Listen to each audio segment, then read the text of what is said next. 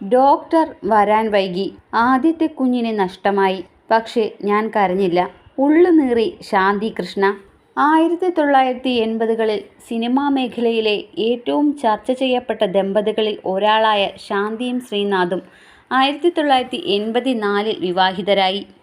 പ്രണയബന്ധത്തിനു ശേഷം ഇരുവരും 1995 വേർപിരിഞ്ഞു. ഒരുമിച്ചുള്ള ജീവിതത്തിൽ ദമ്പതികൾക്ക് ഒരു പെൺകുഞ്ഞ് ജനിച്ചു. ജനിച്ചയുടനെ ദാരുണമായി മരിച്ചു. എൻ്റെ ആദ്യത്തെ കുഞ്ഞ് മരിച്ചുവെന്ന് കേട്ടപ്പോൾ എനിക്ക് മരവിപ്പ് തോന്നി. ഒരു സാധാരണ പ്രസവത്തിനു ശേഷമാണ് കുഞ്ഞിൻ്റെ മുഖം കണ്ടതെന്നും അവർ പറഞ്ഞു.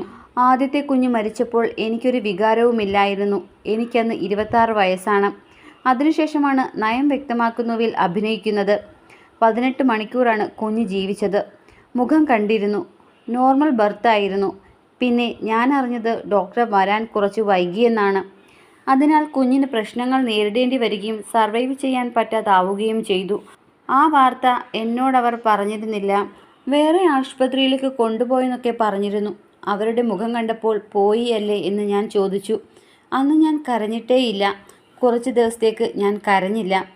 അമ്മയ്ക്കൊക്കെ പേടിയായി. ഇവൾക്കെന്താ വികാരങ്ങളൊന്നുമില്ലേ എന്ന് ചിന്തിച്ചു. ആ സമയം തൊട്ട് എപ്പോഴും ഇത്തരം സാഹചര്യങ്ങൾ ഉണ്ടാകുമ്പോൾ ഞാൻ കരയാറില്ല. എൻ്റെ ബോഡി എന്നെ സംരക്ഷിച്ചതോ മറ്റോ ആകാം. ഞാൻ കരഞ്ഞില്ല. അതും മോശമാണ് എന്നാണ് ശാന്തി കൃഷ്ണ പറയുന്നത്. ജീവിതത്തിൻ്റെ പല ഘട്ടങ്ങളിലും മരവിച്ചു പോകുന്നത് പോലെയുള്ള അവസ്ഥയുണ്ടായിട്ടുണ്ട്. ഭയങ്കര കഠിനമായ വേദനയുള്ളപ്പോഴും ഞാൻ കരഞ്ഞിട്ടില്ല. കാണുമ്പോൾ ആളുകൾ കരുതും അവൾ ഭയങ്കര സ്ട്രോങ് ആണെന്ന്. പക്ഷേ അങ്ങനെയാകണമെന്നില്ല. അന്ന് കരഞ്ഞിരുന്നുവെങ്കിൽ എനിക്കത് കുറെ കൂടി മനസ്സിലാക്കാനും പല തെറ്റുകളും ആവർത്തിക്കാതിരിക്കാനും സാധിച്ചിരുന്നേനെ എന്നും ശാന്തികൃഷ്ണ പറയുന്നു. ചിലപ്പോൾ ഇവൾക്കൊരു വികാരവുമില്ലേ എന്ന് ആളുകൾ ചിന്തിക്കുമല്ലോ എന്ന പേടി എനിക്കുണ്ടാകാറുണ്ട്. മരണവീട്ടിലൊക്കെ പോയാൽ ചിന്തിക്കാറുണ്ട്. മുൻ ഭർത്താവിൻ്റെ അച്ഛൻ മരിച്ചപ്പോൾ പോയിരുന്നു. അപ്പോൾ കരച്ചിൽ വരുന്നില്ലല്ലോ. ആരെങ്കിലും കണ്ടാൽ എന്താകും വിചാരിക്കുക എന്ന് ഞാൻ ചിന്തിച്ചിരുന്നു. ശ്രീനാഥിൻ്റെ അച്ഛൻ മരിച്ച സമയത്താണത്. അച്ഛനുമായി എനിക്ക് നല്ല അടുപ്പമാണ്.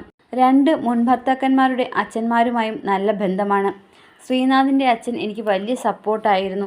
അച്ഛൻ്റെ ബോഡി കണ്ടപ്പോൾ പൊട്ടിക്കരഞ്ഞു പോയി. താനേ സംഭവിച്ചതാണെന്നും താരം പറയുന്നു.